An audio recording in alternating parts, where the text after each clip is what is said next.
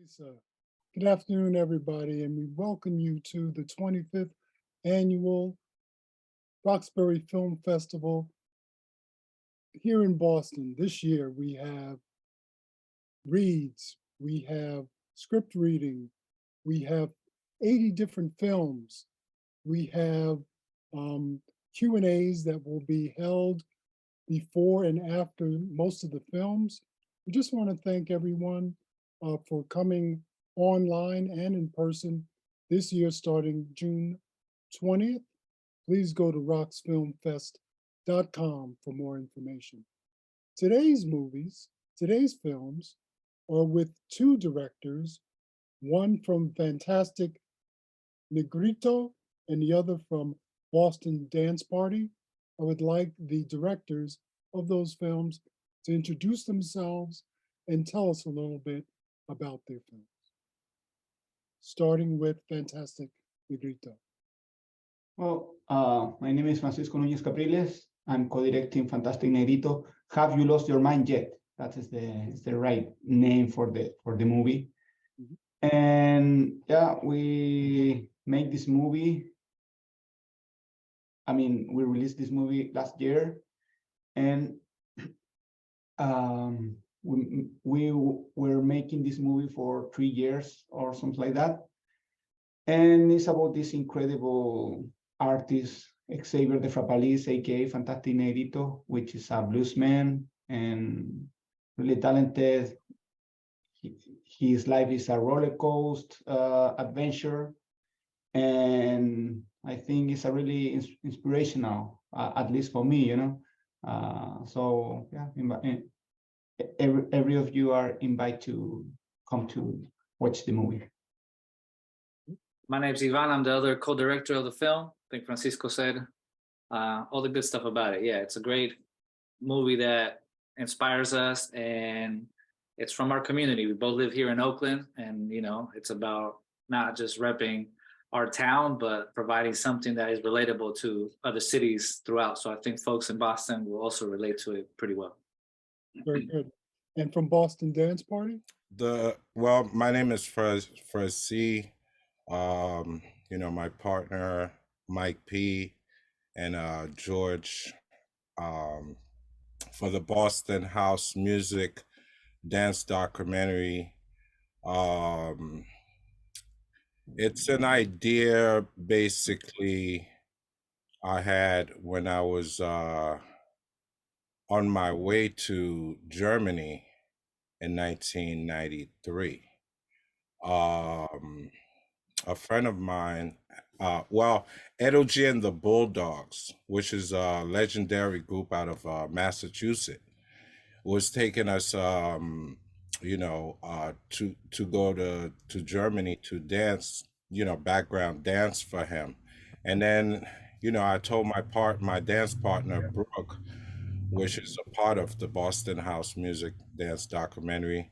I was, you know, now we in 93. I was like, we're gonna need a VHS camera, because I want to document, you know, this moment, and for us to do this documentary. So we've been filming since then, and all around so we filmed in Germany, and then when we came back, we just, you know, got with all the underground dancers out of you know, in New England. Mm-hmm. And that's pretty much what started this documentary. Sounds good. Mike P. Yes. Hi, can you hear me? Yes, sir. Very well. All right. So yeah, just piggybacking off of what Fresh C was saying. So basically, you know, it was an idea that was years ago that he had and stuff, and then having him just like really collecting and keeping all these archival moments and stuff from that era. It was only right that, you know, we put something together and document it.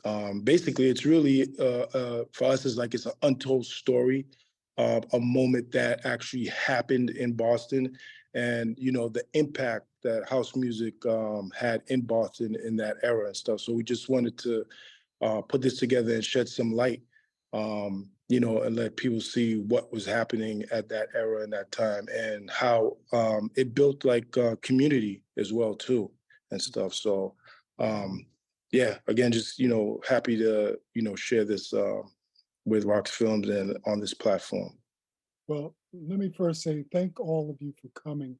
What we try to do at ROX is to integrate our films and have music genres and have different sets of movies collaborate so that we can all have a good sense of bringing these movies on films together, having a great discussion about them so that each one of us can either learn from each other and have our audience who will be seeing this ask questions. Maybe we could take this to a different level. So first I wanted to ask some information from Ivan and the Fantastic Negrito group about when I saw this film, X, I'll call him X because I know I don't know him, I know Xavier, but I'll call him X because in the film, he's born in a white rural Boston area, but comes out with the blues, not really having that in his genre early in his life. Where did that come from? Yeah, that's one of the kind of amazing elements of the film. Is just this journey of discovery, right? Not just the music of the United States, but also like his personal background. So he's born in a very rural, white area of Massachusetts. And then when he's a young man, his dad decides to move out of there and decides whether it's Arizona or the Bay. Right. And chooses Oakland. And Oakland at the time, 1980s, is a predominantly Black city with a very vibrant culture. You have the Black Panther influence in there. So there's also a very political and like Black consciousness in all the music. And the film describes this and shows you different people, Mm-hmm. And so that's the kind of beginning of him just like taking that in. And it starts probably, with like Sly and the Family Stone, Too Short, Tony. He's having, that's what's popping right now in his environment. Mm-hmm. And he also starts discovering Prince. So it's all these musical influences coming into his life, and he starts like realizing like, oh, maybe this is my thing. Because Oakland at that time is also a very rough time, and so he falls into the streets a little bit, and so there's that dynamic as well. There's a lot of violence around him, and eventually he goes to LA. He escapes to LA to become a musician. And I'm not going to tell you the whole movie, but during that time, he grows up as a Muslim in a Muslim family, but his grandmother's from the South, and he goes and starts visiting his grandmother in the South. Mm-hmm. And that's where he starts discovering the blues with his family from Virginia. Right, but he was about 20 something at that point. Yeah, around his 20s. So like it's the slow process, because at first he just started making pop music, and y'all see in the film like it's pretty funny.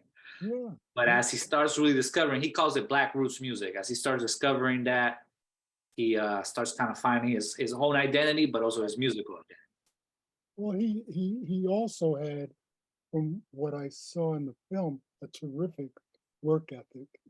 He had a lot of tenacity and drive to become who he is with, is it 2 or 3 Grammys that he's been, that he had received from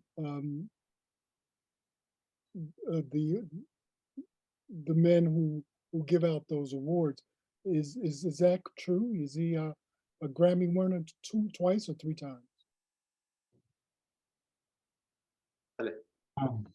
He is a 3-time Grammy-winning award.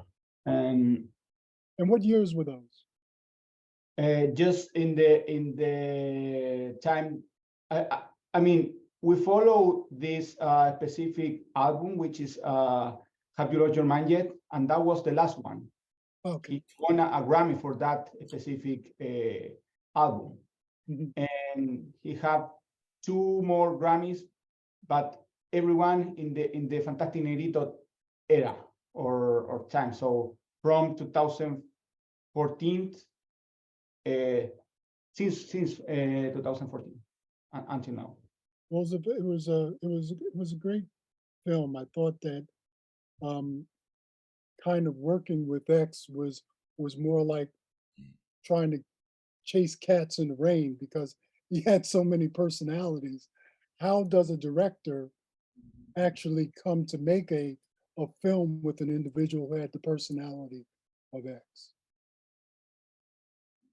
Yeah, it's a good question. Francisco started filming with him, so he can tell you how it started.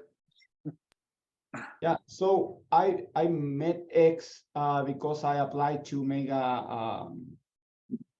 I'm from Chile, so I arrived just 6 years ago to Oakland or East Bay for family reasons.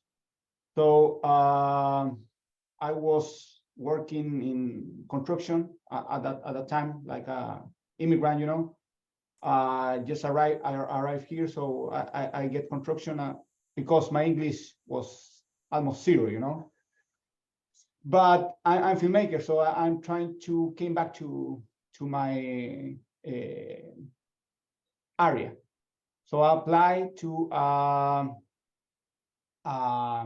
internship in the Xavier music company, just for provide him just some content for social media, that kind of stuff. And when I was there, I could figure out and was an incredible documentary happening at the moment. And I asked them, the production company or X directly, if it's okay if I made this documentary. And they say, sure, it's cool, do whatever you want. And I started documenting this project process live, and this incredible story. Yeah. So Did a great job. I think it really gave the audience a taste of how music is made. With Cornelius being in one room, trying to play, and then trying to play the organ in another, and then him trying to pull off the sound in another room, him really trying to direct and make all of that happen in it looked like a house setting instead of a music studio, was pretty hard to do. Yeah, and you're right about his work ethic. Like we both took that away. Like this guy comes back in his 40s, you know, so like just the grind and how much he's creating. You know, an album he has like, we feature like 8 songs, but in the making of this album that he's making, there's like a bunch more that he makes, right? And he's just always creating, always creating. He even started doing a documentary after we did this. So it's just like this energy that he brings. Yes. That comes through the film, right? He's just making, and he's like you said, his studio's more like an old house. Mm-hmm. And you see like the organ players next to the water heater, you know, it's like that type of setup. Yeah, it's really dope. It's very interesting. I want to take a second and go over to the Boston House Party individuals. I understand, and I was as I was watching that film, I wanted to really know more about the club scene in Boston during that era. Can some of you guys give me an indication as to where those clubs were? Was that in the 80s? Was that in the 90s? And how did this film actually start? The first house music club is Club M. It was in Cambridge by MIT. That was around 88, 89. Mm-hmm. And then the second spot we started going to was the club, a club called Club M. The Hub Club. And that was on Wednesdays.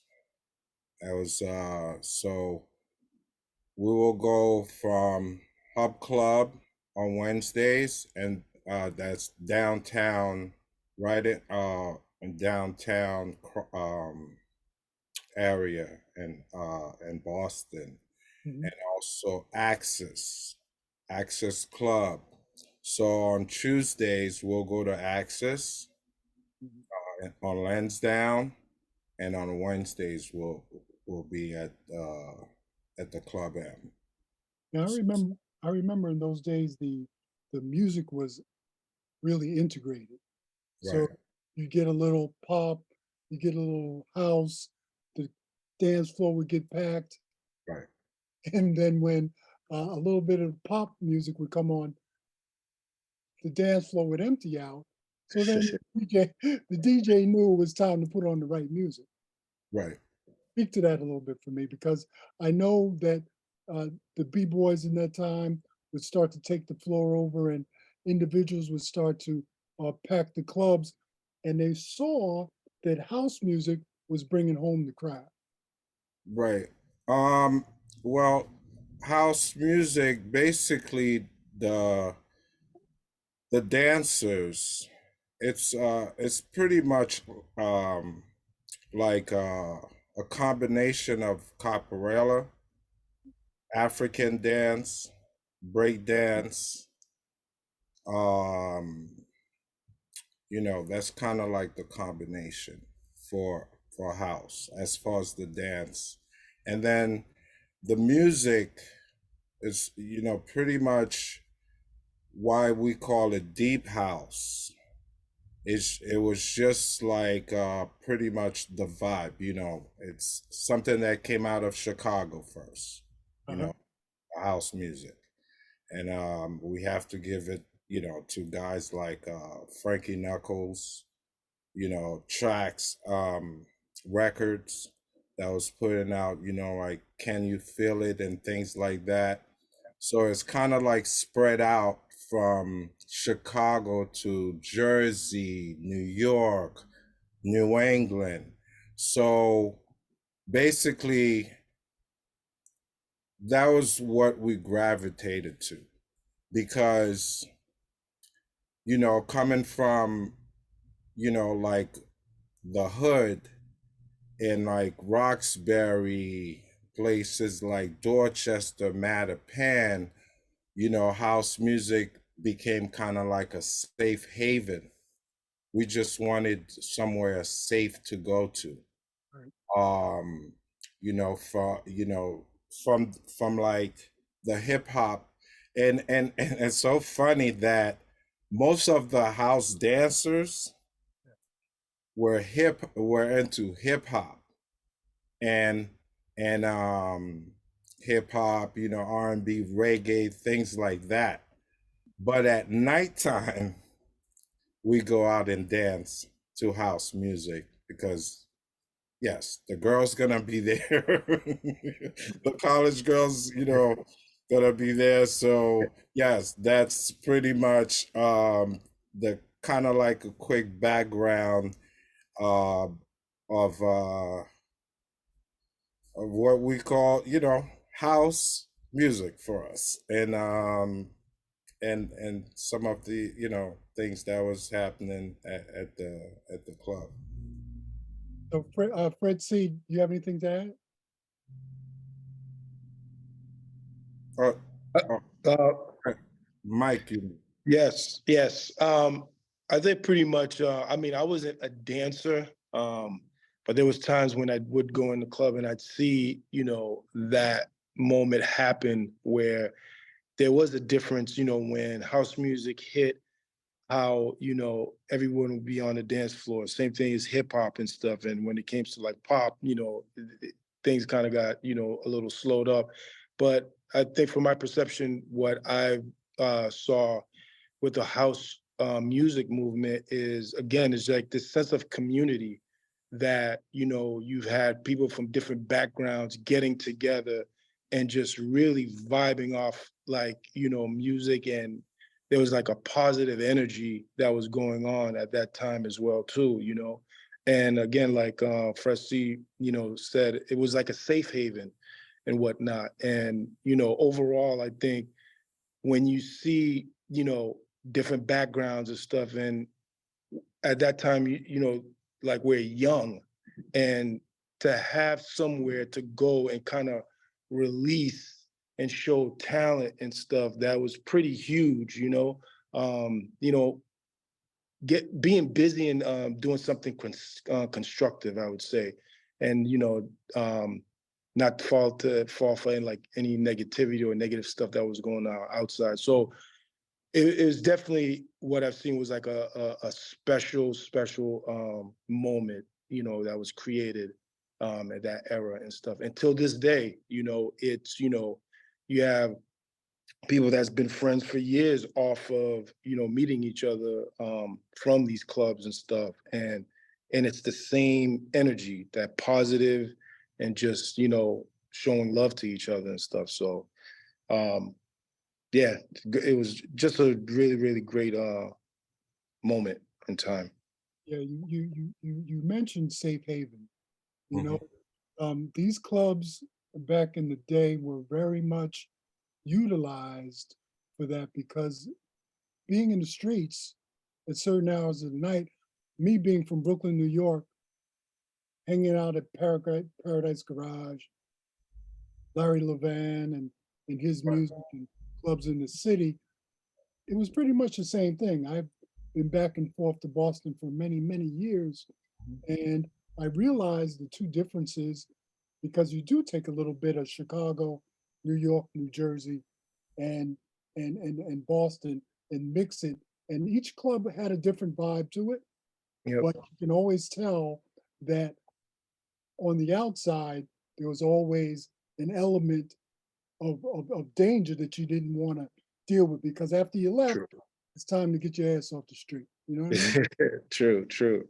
And Listen, and also to add on to that, um, the only thing that I never appreciated from the clubs back then. I'm talking about especially in oh, I'm sorry guys, I have to put my power here before. Okay. Um yeah, so like I was saying, the only thing that I didn't appreciate in Massachusetts was the discrimination hmm, that was going on at the clubs, because okay, you know, they will let us in, the dancers, you know, it could be like 20, 25 of us getting in at the same time, because they know we're gonna dance, we're gonna attract people to get in there. The college crowd I'm talking about, you know, we're gonna attract those kids because they know on Newberry Street, you know, we navigating with them during the day, telling them about the clubs, handing out flyers and things like that. But the only thing, yeah, that I never really appreciate about the club scene was the discrimination towards, you know, the black and the Latinos that was coming from places like Dorchester, Mattapan, and Respect. Lawrence, you know, places like that. Yeah. got you. So let me just say quickly, the from Fantastic Negrito, Ivan, how did X actually take care of himself? Because I know he also had some racial issues that came up in his film. Can you expound on that? Oh, he took care of himself? Man, I mean, I don't. It's still a scarring childhood for sure. You know, like he was called names when he was a kid. You know, he talks about feeling out of place, feeling not wanted, not liked, feeling a sense of inferiority in his childhood, because he grew up around a very discriminatory kind of racist environment towards Black folks. And so for him, that transition to Oakland was healing. You know, like he describes it, like going to a place where Black culture was upheld. You know, he was like, and Black folks were like it's funny though. Like he also described that he wasn't welcomed also by black folks in a way because they were like, "Where are you from?" Like what? And so he's like, there's this like always feeling as an oddball. So he describes himself. He's definitely an oddball. But he also experienced, racism in the music industry in LA. Like they wanted to always pigeonhole him, and they would tell him like you should be like this and compare him to other artists, other black artists. And so yeah, it's a ongoing struggle, and in the film it's a lot about pushing through those and finding your voice, and that's what we thought was very important about the film. It's not just a story about this one artist. Like we didn't really want to make a biopic. We wanted to, with this amazing character and an amazing music, there's a lot of commentary about our society. And our log line that we always use is like, how do you keep from going crazy in a sick society? And that's why his album's also called "Have You Lost Your Mind Yet?" Like it's talking a lot about I was gonna drop an F-bomb, see? The messed up stuff about our society, right? That's affecting, like they describe it, Black folks, Latinos, folks of color. It's still, even though he was born in 68, folks are still experiencing that today. So the film is hopefully people can see that struggle and see some ways to move forward and try to, for other folks to recognize that it exists, but also for other folks to like feel empowered and move on and move forward. Great. I want to just say that I think that X is a very complex individual. It shows in his music. It brings it down to a point where his mind way outpaces his music, and his music is catching up with his mind going. So he's a very interesting individual to watch. I really appreciate that. And I really appreciate both guys, all the individuals that are online today. I'm going to stop here with our talk back. I know I went over my 20 minutes, but thank you guys for appearing, coming. Please tell all your friends, ROXFILMfest.com. They can go and get their tickets, go and see all the movies, both in person and online. So I want to thank all of you for coming today. Thank you. Thank you for having me. Thank you for having us. I'm here. Good to meet y'all. You All too. right. All right. Peace. Blessings, guys.